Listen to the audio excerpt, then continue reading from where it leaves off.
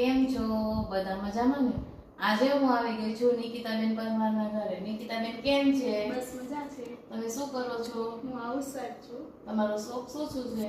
મારો શોખ કુકિંગનો અને સીવણનો છે. બરાબર. તો આજે તમે મને શું બતાવવાના છો? આજે મારા સાસુ સસરાની મેરેજ એનિવર્સરી છે, એટલે તેના માટે હું બિસ્કિટ કેક બનાવીને શીખવાડીશ. બરાબર. તો ચાલો આપણે રેસીપી શરૂ કરીએ. ચાલો છે.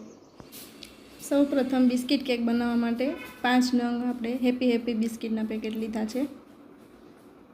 તેને મિક્સર જારમાં કટકા કરીને નાખી દેવાના. આ રીતે કટકા કરીને નાખવાના.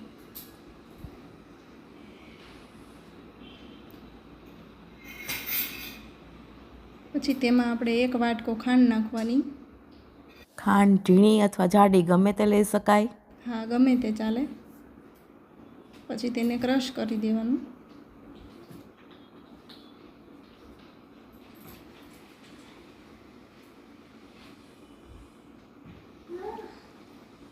આ રીતે ક્રશ કરીને ભૂકો તૈયાર છે.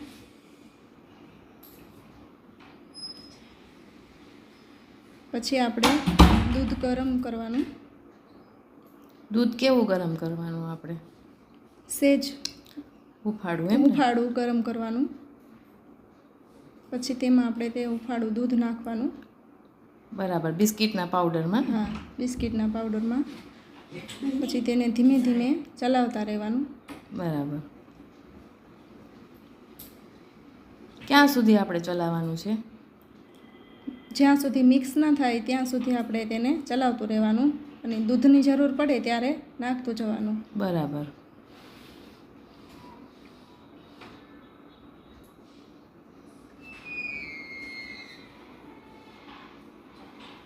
બેટર બહુ જાડું નહીં અને બહુ પાતળું નહીં, મીડિયમ રાખવાનું. અને એક જ ડાયરેક્શનમાં ચલાવતું રહેવાનું. બરાબર. આ રીતે તેનું બેટર તૈયાર થવું જોઈએ.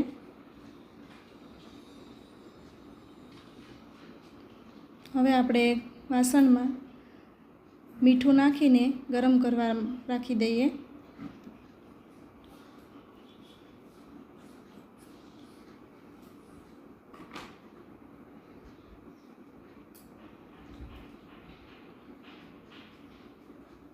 પ્રી હીટ કરવા મૂકવાનું છે ને? હા, 5 મિનિટ માટે પ્રી હીટ કરી લઈએ આ વાસણને.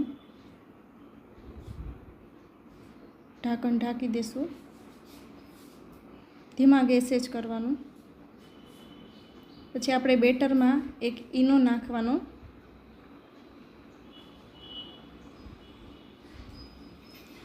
તેના પર આપણે દૂધ નાખવાનું 2 થી 3 ચમચી,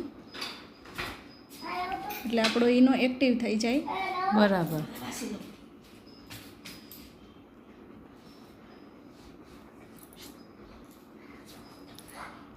પછી આપણે તેને એક જ ડાયરેક્શનમાં ચલાવવાનું.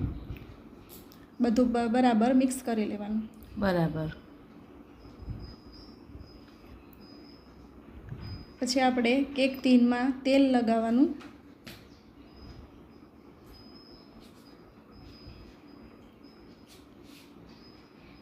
તમે બેટર પેપર મૂકી શકો. આપણી પાસે તે અવેલેબલ ના હોય તો તેમાં તમે મેંદાનો લોટ નાખીને કવર કરી શકો. આ રીતે આપણે ગ્રીસ કરવાનું છે ને?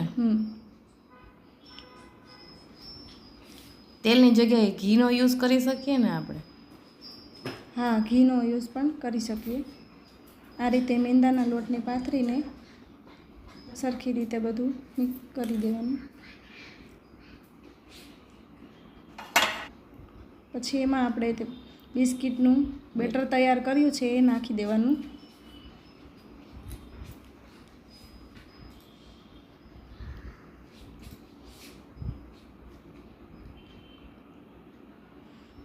પછી તેને ટેપ કરવાનું, એટલે તેમાં કોઈ પણ બબલ ના રહે.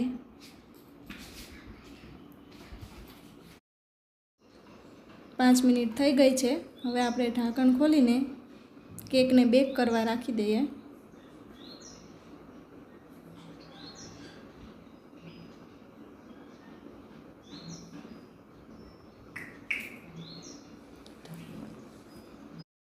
હવે આપણે ઢાંકણ ઢાંકીને કેકને 40 થી 42 મિનિટ સુધી બેક કરવા રાખવાની છે.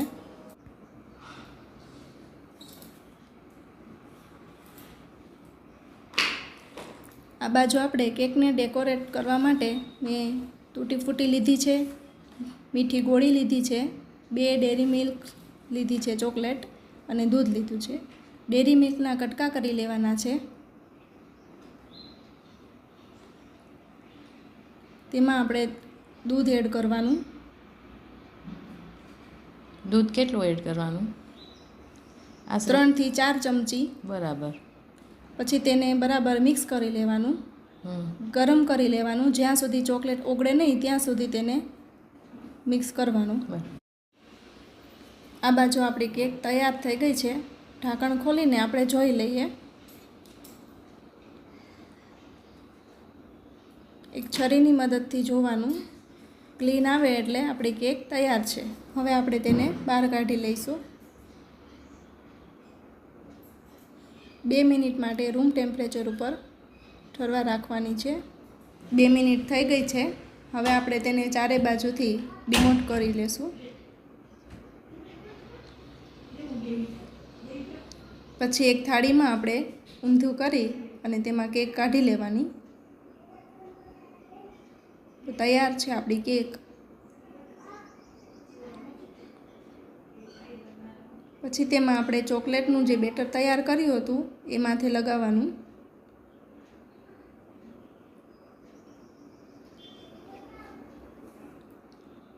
પછી તેમાં આપણે મીઠી ગોળી નાખવાની.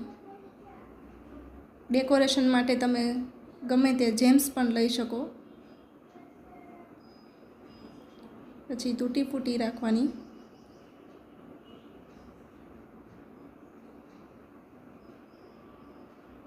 તૈયાર છે આપણી બિસ્કિટ કેક.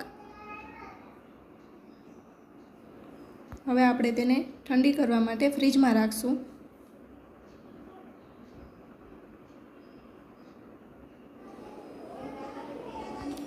તો આપણી કેક ઠંડી થઈ ગઈ છે. આપણે તેને બહાર કાઢી લઈશું. તો તૈયાર છે આપણી બિસ્કિટ કેક. તમે ટ્રાય કરીને મને જણાવો. તો તમને કેવી લાગી મારી બિસ્કિટ કેક? દેખાતા ખૂબ જ સરસ લાગી, ખાવામાં પણ ખૂબ જ ટેસ્ટી છે. મિત્રો તમે પણ આ રીતે એકવાર બનાવવાની જરૂરથી ટ્રાય કરજો. જો રેસીપી પસંદ આવે તો ચેનલને લાઈક કરજો, શેર કરજો, સબસ્ક્રાઇબ કરીને બેલ આઇકન જરૂરથી દબાવજો. ફરી મળીશું આવા નવા વિડીયો સાથે. ત્યાં સુધી આવજો. જય શ્રી કૃષ્ણ.